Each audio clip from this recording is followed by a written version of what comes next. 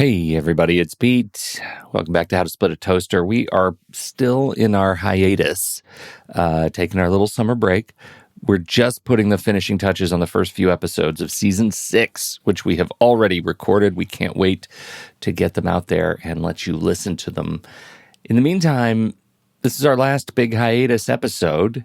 Coming to you from Season 3, this is Laura Williams. Laura is the author of Available, a memoir of sex and dating after a marriage ends, and she's one of our favorites. It's one of our favorites because, she's talking about sex, and we love talking about sex, but mostly it's because of her honesty and candor, her courage to have these conversations that are hard conversations to have. But really, this is not simply a story about getting a groove back, though that's not a terrible comparison, even if it's superficial. It's really a story about integrity. Integrity to the person you are inside the post-divorce shell. It's about breaking down barriers to joy, which may or may not include love in the form of a new relationship. Laura's fantastic.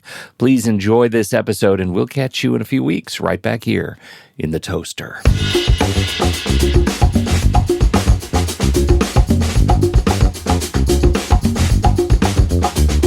Welcome to How to Split a Toaster, a divorce podcast about saving your relationships from True Story FM.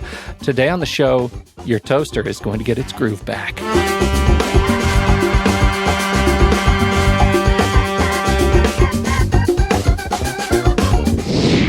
Welcome to the show, everyone. I'm Seth Nelson. I'm here, as always, with my good friend, Pete Wright. Our guest today has spent years in the publishing business, but it was only when her marriage broke up that she found the inspiration to write a book of her own, Available, a memoir of sex and dating after a marriage ends. It is a no-holds-barred look at post-divorce relationships, post-divorce rehabilitation, and the experience of women on a journey of invention.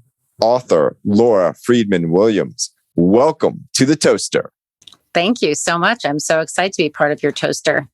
part of our toaster. Yes, join the toaster family. And it hasn't been working well, so we're trying to get its groove back. So we're glad you're here. Yeah, it's good. I'm a technological wizard, clearly. Yeah. So you've really come to the right place. It's gonna be perfect. Reading the book, you talk about anything.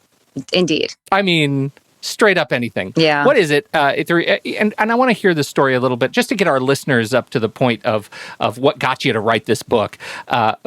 So can you tell us a little bit of background? How did you arrive to the point where you thought, okay, I think I need to tell everything in this book and not lie to people and just talk like a big person? What got you to that point? Because a lot of people, I think there's a lot of fear that comes into honesty. How did you get over that hump? It's definitely a process. I definitely when I started writing, it was not quite as out there as it became. I wanted to write a book about my honest experiences, and some of them were very funny, and some of them were funny in the moment of the sex act. So I thought, well, how can you write about that if you're not writing about it? So I felt like my hand was a little bit forced. Like, if you're going to write a book about your sex life, you actually can't really not write about sex. It wasn't a language that I had. I didn't have the words to use to talk about sex in a way that was anything more than like how often I had to have it, or, whether or not I was satisfied at the end of it. So it was a challenge for me. But the more I started doing it, the more I felt like this is a memoir. This is my story. I either tell it honestly and I put it all out there, or I just don't do it. I have a choice. I don't have to just put it all out there. But I really wanted to show what life as a middle-aged woman who's been in a 20-year relationship with one man, what her life looks like when that relationship ends. I wanted to be very authentic, the good, the bad, and the ugly. Yeah. Oh, man. I just got to the part, Seth, where she's connecting with the man, and he's got this 80-pound German Shepherd watching them during the act. Like, I'm reading this, and it feels like it's not real, because you can't, so many times I've seen those tropes, right? And those are made up. So I read yours, and I'm like, really? Really? That happens? Well, yeah, I'll say really. Yeah, Pete would have believed it if it was a 50-pound German Shepherd, but pushing it to 80 pounds pushes it way over the edge. There's Come poop on, involved that's with the jumping the dog. shark. It's just a whole thing. It's a whole experience. There has been a response like, oh, this would never happen. Or two funny responses. One, people say, I don't know if I believe her. This never would have happened. And other people say, I keep forgetting that this isn't fiction and this really happened. Well, I mean, all I can say is from my mouth to your ears, it happened. I don't make stuff up. I don't think I could have made it up. I don't really have that active an imagination. So these things happened. And they're part of the reason why I wrote the book, because I told friends about it happening. About the dog watching me, about my desire to get the dog out of the room. Also, like the first number of people I slept with, they all had dogs. So it was like a progression of getting the dog out of the room, out of the house. It was like I kept trying to move the dogs further and further away from us because these were all divorced men who were very attached to their dogs and whose dogs clearly were going to always come first, which I understood except for the hour that I was there. So I didn't make anything up. I don't just say, if you don't believe me, you don't believe me. But I wish I had. Listen, if I had a more active imagination, I'd be writing a novel. No. I'll tell you, I believe every word of it. I think it's fantastic. People tell me all the time that, oh my God, you're a divorce attorney. You must have some crazy stories. And I will tell them, absolutely. And they're all from the last 2 weeks. I don't have to go back years and be like, oh, remember that case? Yeah. Like, it's just constant. So I found it all believable because of all the stories that I hear on a daily basis, on the good, the bad, and the ugly, on what people do to each other and to themselves during a divorce process. So I totally understood where you were coming from on, and I am, as we've talked about more than once on the show, Pete, I love it when people are open, honest, and raw, because that's the real way to connect with people. And sometimes they'll be like, did this really happen? And you'll be like, look, it happened. You can believe me or not. But really, whether it did or didn't isn't the point of this book, right? The point of this book is how, like we were kind of joking about the fact how you got your groove back. But I want you to talk about that. But when Pete and I were talking about your book and talking about speaking with you today, there's more to your life than just this book. Like, what has happened since then? I mean, the book is in a moment of time that stopped, but your life has continued. So if you're interested, I would love to hear about what's going on there as well. Yeah, I mean, I wrote the book. When I started writing the book, actually, I was only about 7 months out of my marriage. And so I was very much still in the moment of what was happening. That's when I was writing the proposal for the book. And by the time I sold the book, when I looked back at the proposal, I thought, oh, I've come so far from even this. This feels too silly almost. It feels too much like a Sex and the City episode. I'm trying to make light of something. And that was the original goal. I'm going to make light of this and make this a fun, readable, middle-aged woman sort of version of Sex and the City. But I kept deepening. I kept getting to deeper places of saying, this is happening, and yet still sometimes I can't get out of bed in the morning. So sometimes I feel totally free and like, oh my God, I get to have 18-year-old sex again. And then the next day I can't get out of bed. I mean, I always did get out of bed because I had kids that needed to be fed and sent to school, et cetera. But, that whole feeding of the kid thing gets in the way. It's endless, truly endless. They always, you can't take a day off from that. Although my kids are pretty good at getting like one meal a day. They're pretty good at like understanding. They're self-sufficient enough. No, they just don't eat until I feed them. They're used to it. Okay, we're going to put that one under attorney-client privilege and maybe mark that one out, Thank you. I appreciate that. So what has happened is that I have actually in my libido, I guess, has kind of calmed down a little bit. I'm in a relationship with one man now. It's been a couple of years, and he was number 6 in the book, and he's stuck around, and he's still in the picture. And I'm sure that's how he loves to be referred to, as number 6 in the book. He loves it. He loves it. I mean, honestly, he does. He tells everybody, "Oh, I'm number 6." It's like he's getting his 15 minutes of fame out of being number 6. So he doesn't mind. And he's also like, for a while when it was a little bit like, is it cool to be number 6 or like, is that weird? And I was like, number 6 stayed. Number 6 got number 5 doesn't have that. Right. You outlasted 7, 8, 9. Like come on.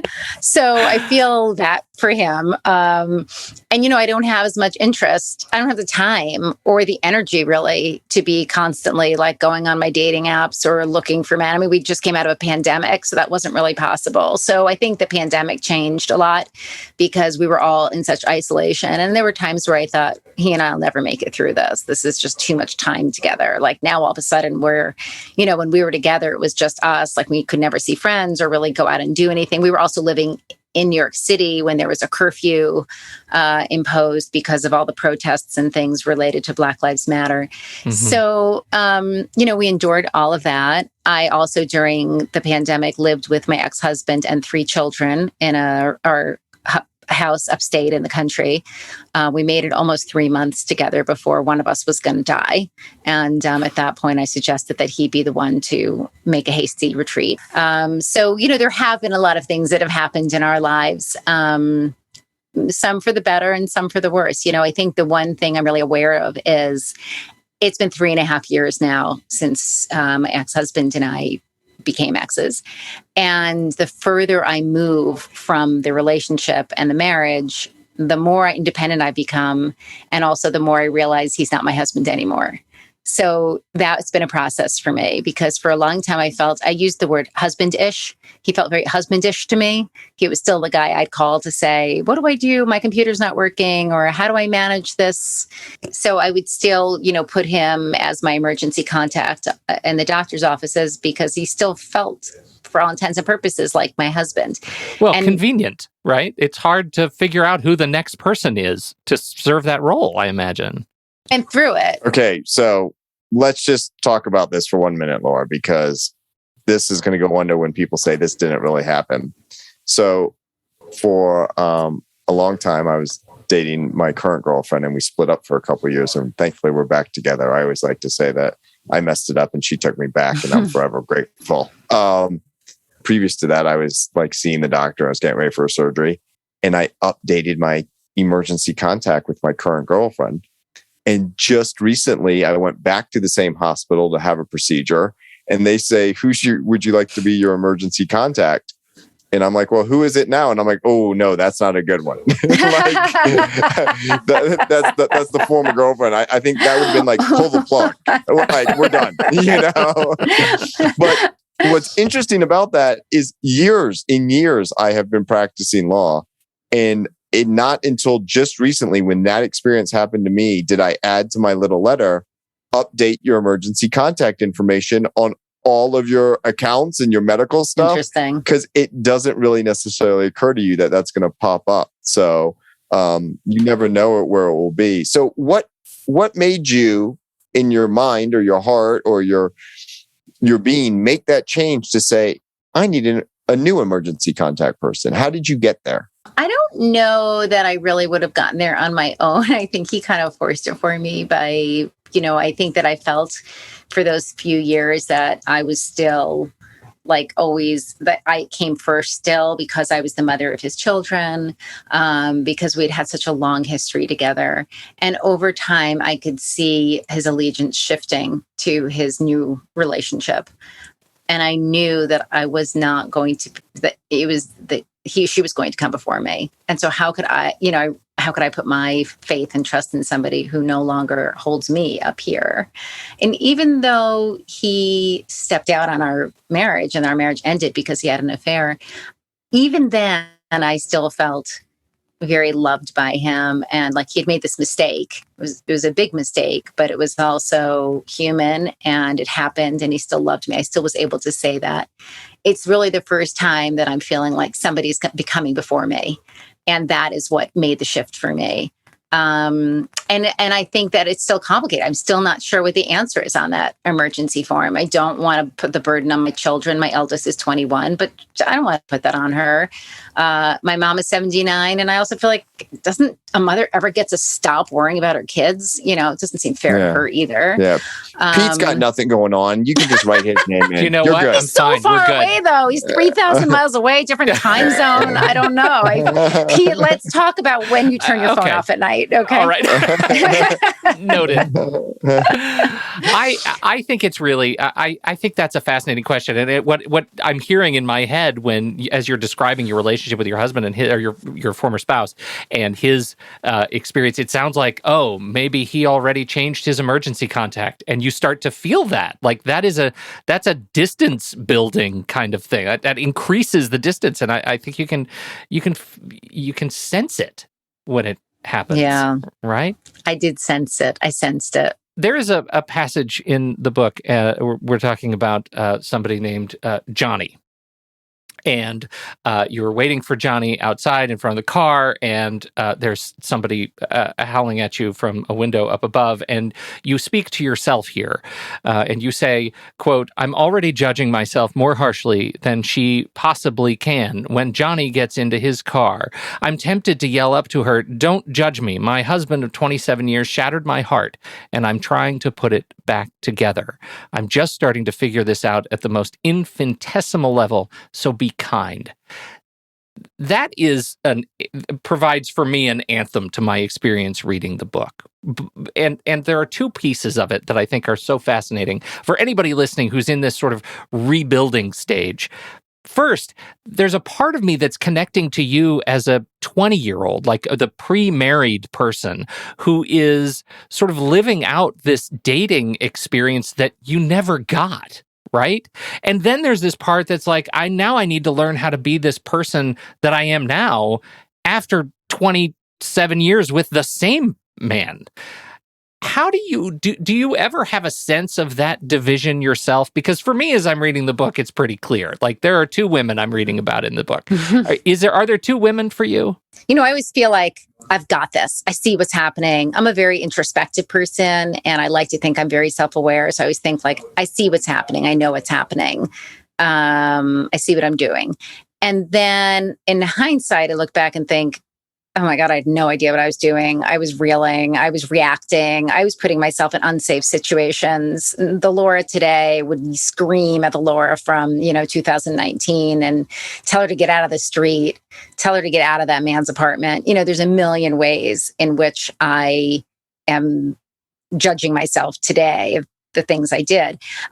I don't judge myself that harshly because I also feel like I had to learn. And I guess I got lucky that I didn't get too hurt along the way. But it is very confusing when the last time you've dated a person is when you're 20 and childless and really just you're still on your parents' health insurance. And then now you're 47 and you're legal now. Somebody could actually buy you a drink and you wouldn't have to pull out a fake ID.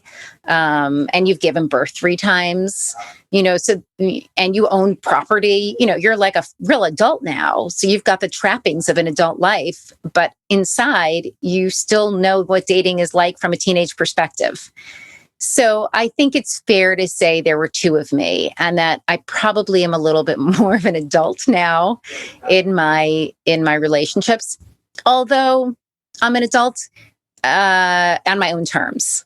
I think it's very important to say that it's on my own terms. I do not want to replicate what I had. So when I was 20 years old and looking for a relationship, I was looking for a husband and a father for my children. I really wanted kids. That was very important to me. I wanted them young. I wanted a bunch of them. And I got that. I got my husband, I got the kids. I don't want anything now but a companion, sometimes.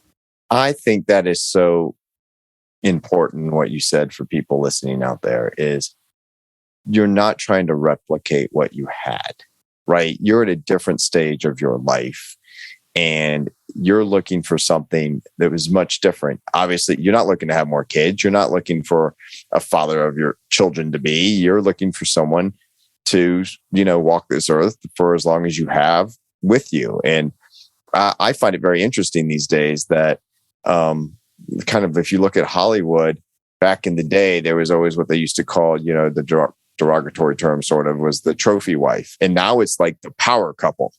Like there's a shift in our society, right, on some of these issues. But I think that happens when you get divorced and then you look at your own life and you're like, what do I want my life to be? Does that include bringing someone else into it? And if so, it's now going to be on my own terms. Not that you don't compromise on things, but you're not going to compromise the core of who you are anymore, because that leads you to where you don't want to be.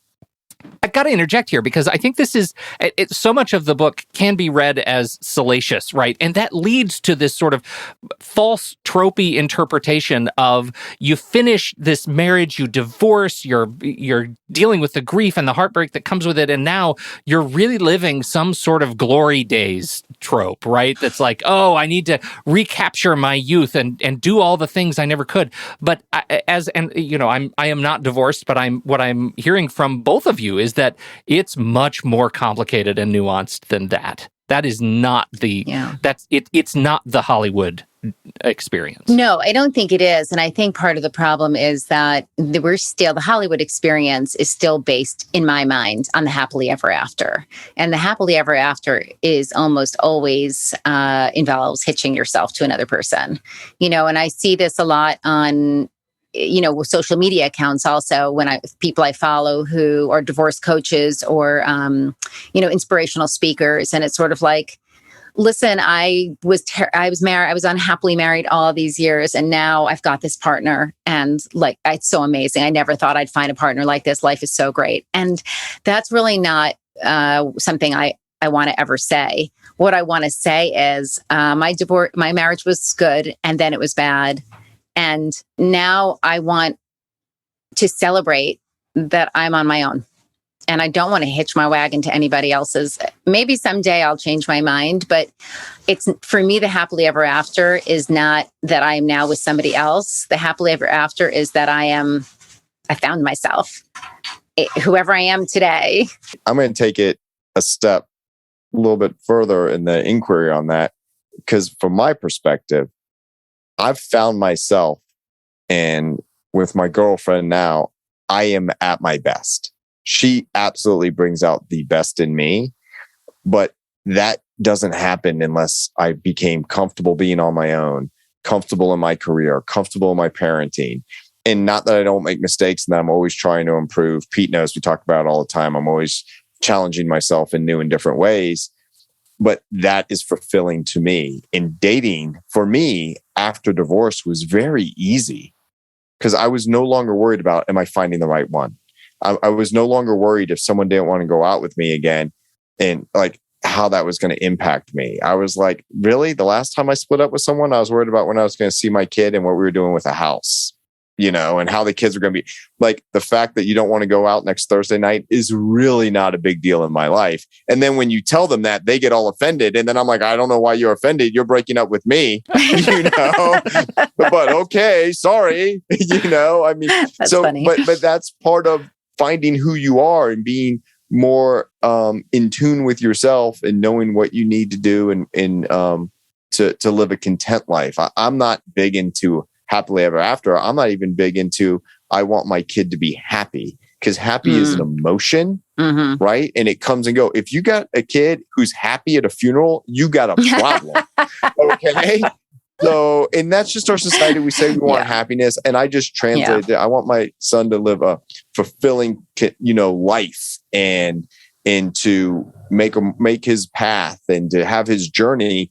But within that will bring happiness along the way, but you don't necessarily be happy-go-lucky all the time, right? I just don't think that's the way the world works. I remember my mom saying that to me, like, you know what?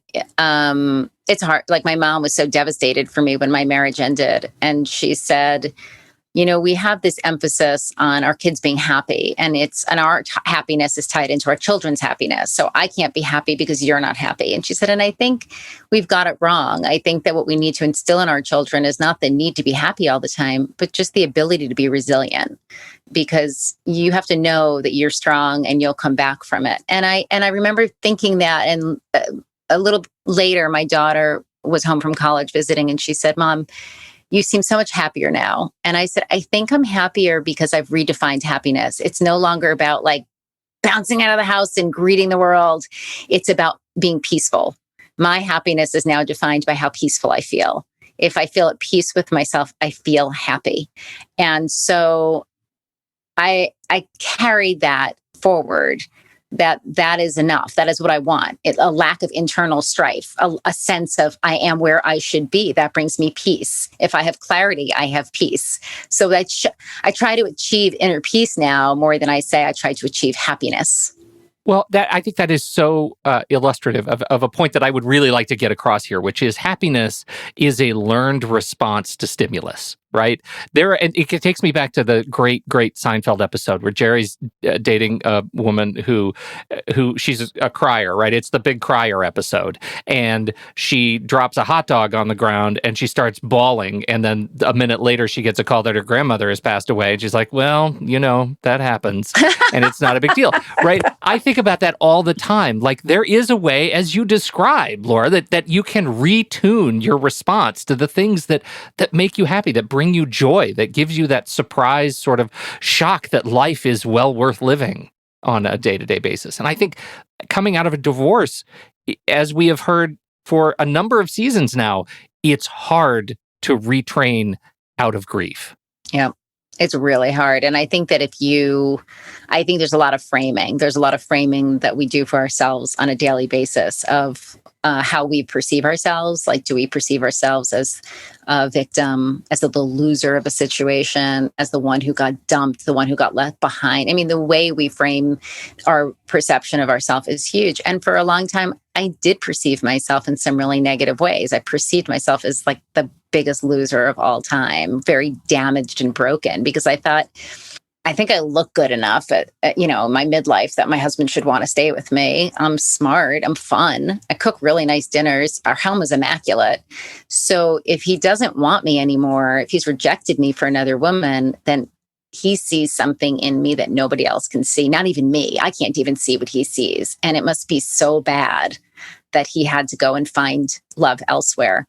And that made me feel very negative about myself. And I remember one day talking to this, we'd been seeing this couples therapist. We'd actually already decided that we were going to get divorced, but we were seeing this couples therapist to help us sort out co-parenting issues.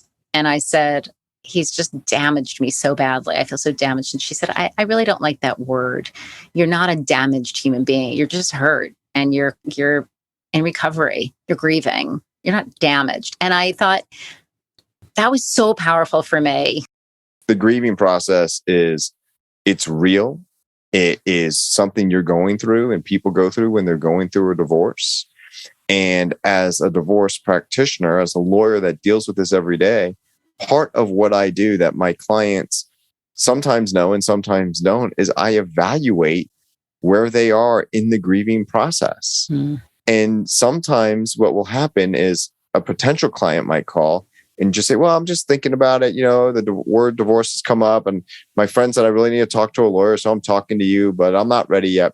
And then a year or two later, they'll call and be like, I'm ready. I'm done. I'm out. And I'm like, whoa, okay, now we got to deal with the legal divorce. I know emotionally you're now ready, but it's not going to go that fast. And that grieving doesn't always happen in a straight line, and step by step it comes and goes. And sometimes they'll be like, I just want out. I'm done. Give it all away. And then I'm like, I can do that. We can sign that document. Let me pull out the goals that you told me at the beginning. And now you're going against that. I think it's because you're grieving. I think you're in the bargaining stage, or I just don't care stage. I just want it done stage. And there's all this stuff. And once you get to acceptance and you can be more level-headed about it and start moving your life in a direction that is more positive for you, it gets a lot easier.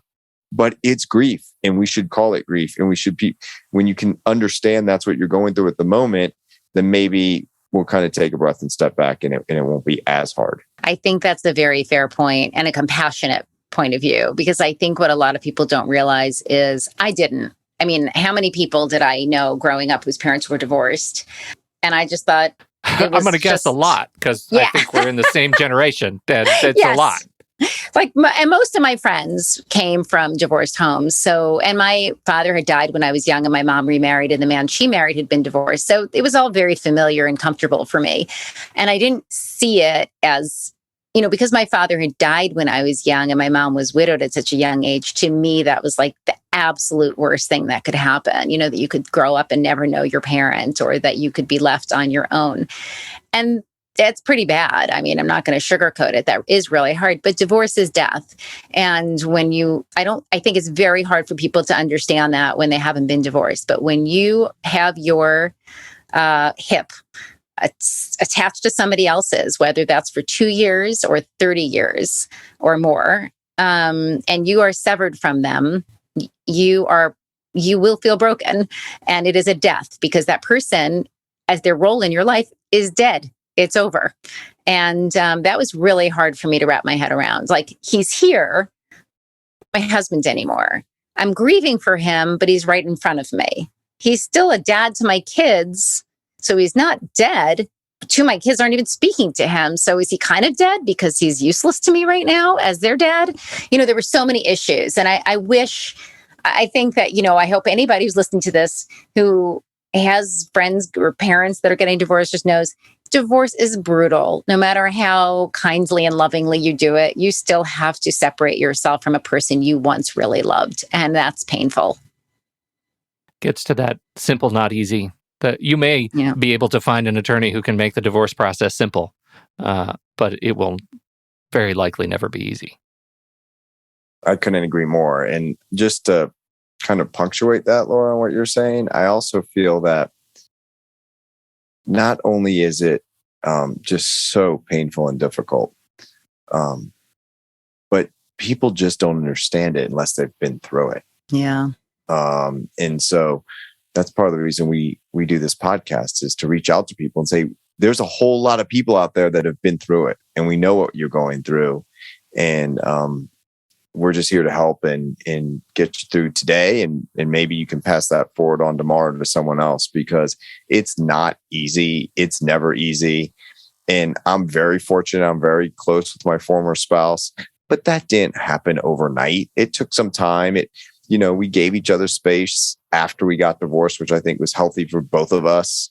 And ultimately, we were both very focused on our kid, who is amazing. And I'm a little biased, of course, but we work well together when it comes to him, and that's always been the most important. And we knew that our relationship ultimately was going to impact our child, but it takes time. And we were married for 3 years. My girlfriend calls it a long weekend. So I mean, but that's much different than 27. Mm-hmm. But it still all happens, and so.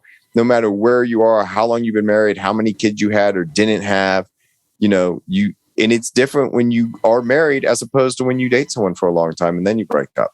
Well, I think also part of what you're giving up, and this is why I think it doesn't necessarily matter how long you've been together, you're giving up your vision of your future together.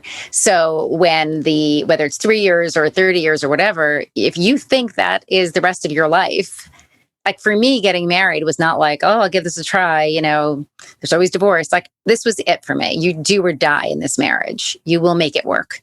And so the having to adjust to the fact that it was not going to be forever, having to give up the future, whether or not you've been in a long-term relationship of 3 years or 30, giving up the future is pretty hard for anybody. You really have to find your footing again. You have a vision of how your life is going to be. And I liked my vision. My vision was very comfortable and happy.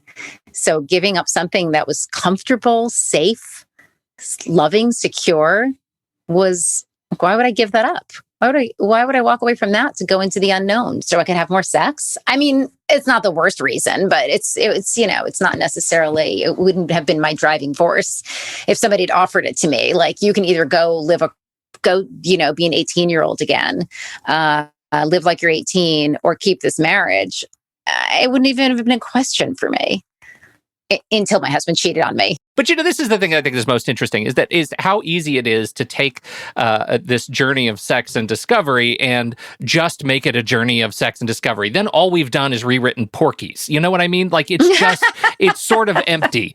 And this is as you get through the book, like it's not really an experience of sexual reinvention. It's kind of an exploration of how sex unlocks so many other opportunities for change. And thank you for seeing that. Yes. I think it's really important because it as titillating as the sequences themselves can be, as funny as they can be, it is first and foremost really the story of what happens the next day for you personally. And I think that is an incredibly generous act on your part to share that piece, and not because otherwise it's just, dear Penthouse, I never thought I would be writing this letter, right? And so I hope anybody who's curious about the book, please. That kind of flows off your tongue a little too easily. Hang on, I have to close my journal. I've been talking to you for a long time, man, and that one just seemed a little too real. Oh God, outed on the podcast. No, well, I do think it's an incredibly generous exploration on your part, and I just love the whole idea of trying to figure out, like, when you're turning the pages in your book of just being married, and then get to a page after your divorce that's the first page that's blank.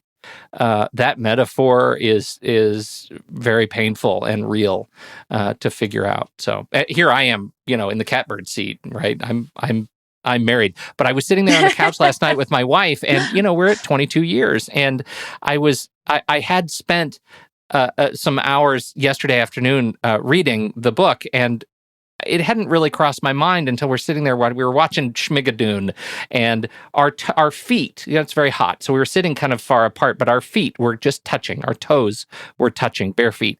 And I got choked up at the thought of, like, what would it be like if I had to go through this process? That feeling of emptiness is like, it is just doing this show is incredibly motivating to keep working on my marriage. And that's very touching. I'm a little choked up too now. So, it's really, well, you're welcome. And it's a divorce podcast about saving your relationship, and Pete does the hard work at home. And how great marriage is. And how awesome marriage can be. Wow. So, but there is my last question as we get to wrapping up, Laura. I really do not that it's about me. Let's talk about how you think about me. No, the real question is how you use that experience in your emotional sort of journey with new men, not your sexual relationship, but we'll say number 6, who's hanging around. This experience of, like, being able to explore and not be too guarded, right? Do you have guidance for other people who are in the same quandary? How do you open up and not be too inclined to protect yourself? It's easy. We've been together for like 2.5 years now. So where I am today is very different where I was. When I read back parts of the book in our early days, there was a lot of self-protection that was happening because I was always afraid of getting rejected. I didn't even always know what I wanted, but I didn't like him being the one to decide. So, for example, I write about an experience when I invited him over for dinner with me and my youngest daughter, and just said, just come over as a friend and we'll just hang out together. Like, it was a Friday night and I was going to be home with nothing to do. And I thought that could be fun. And he was like, oh my God, no, the last thing I want to go is like to your house and make slime with a bunch of 6-year-olds. And I was like, okay, I got to go. I got off the phone. I was heartbroken. I thought, wow, I thought I knew this guy and he seemed to really like me. And yet the idea of being in my house and my family, he's just like, he's disgusted by even the notion. I thought this might be it for us. We talked about it, and I understood that it wasn't about me or my kids. It was about his, where he was in his own life with his kids. But we had a lot of bumps like that. I talked about another time where I slept over the first time at his apartment. And in the morning, he woke up early, got dressed, kissed me goodbye, and told me to lock the door behind me because he was going to the farmer's market and to yoga. And he left, and I got out of bed, and I made the bed, and I got dressed, and I went home, and I thought, well, that was fun while it lasted. That was like 4 months in. And I said, there's no way I'm going to be rejected by another man again. This is not for me. Then I'm not going to be with somebody who can't understand my value. Now it's so different. Now I think we really respect that we both need we have our own friends, we have our own children, we have our own families. Sometimes that means we can do things together, and sometimes we can't. He respects that I like to be with my kids without him. Well, really, Laura, what you're really talking about, though, is just communication. Yes, that's very true. And 95% of what you said that you get hurt with this guy, once you talk to him about it had nothing to do with you. It had to do with him. It's just how you perceived his stuff, right? And that's what we talk about all the time on this show, is that as hard as it is, most of the stuff that these other people are doing is not about you. You put someone else in your situation, they're going to do the same thing to that person. You put the next one in, they're going to do the same thing to that person and the next one. I mean, so as hurtful and as personal as it feels, it's usually their shit that they're dealing with. And it's just, there was a trigger that came up, like, hey, come over, make slime. And it's like, whoa, like, okay, making slime's not that bad with 6-year-olds. If it's not your deal, it's not your deal. But okay, but why did it have such a strong negative response? What is going on there? Right. That's the real issue. That's the real communication. I think you're actually make a very good point, because I think one of the reasons why number 6 has stuck around so long is because he is willing to look at what he does and say, I reacted this way because of this. This is what I can give right now. This is what I can work on. This is what I can't give.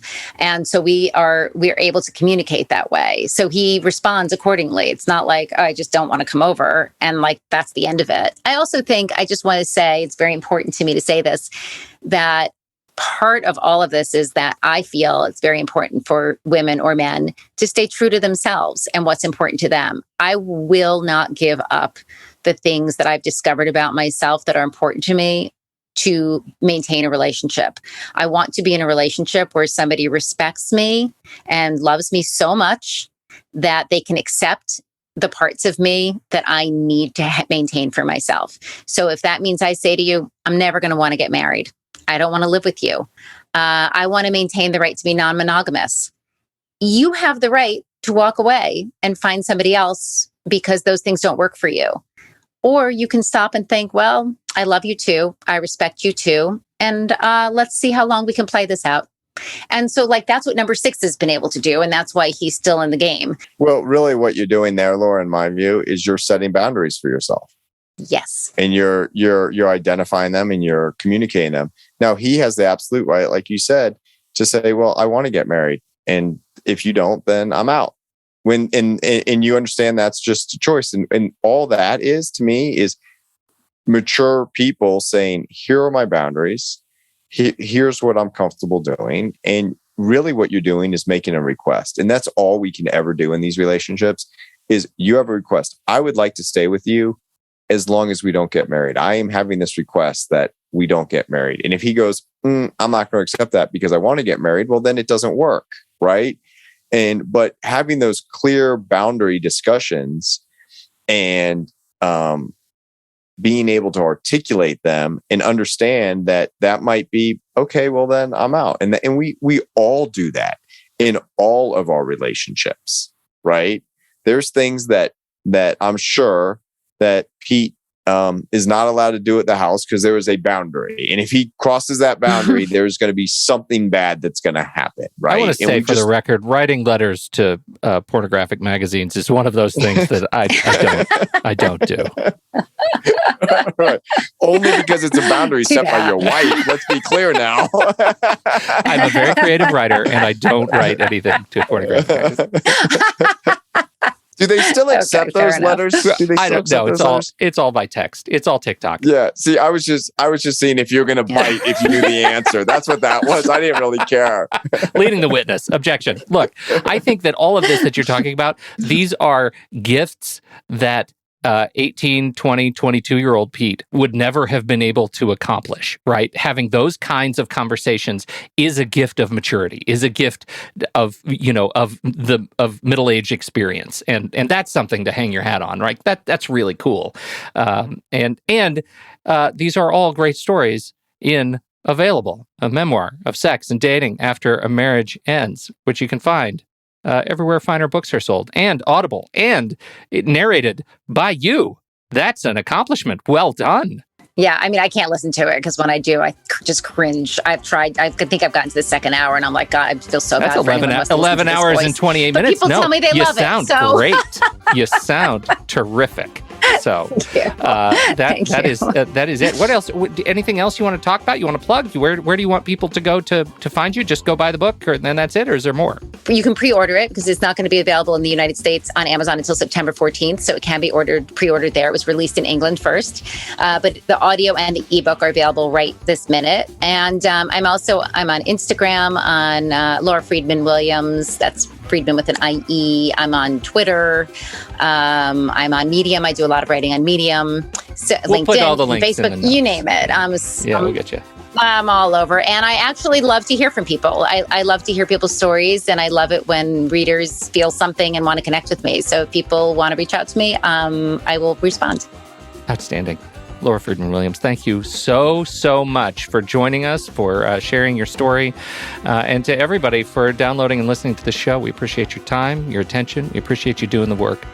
On behalf of Laura Friedman Williams and Seth Nelson, America's favorite family law attorney, I'm Pete Wright. We'll catch you next week right here on How to Split a Toaster, a divorce podcast about saving your relationships.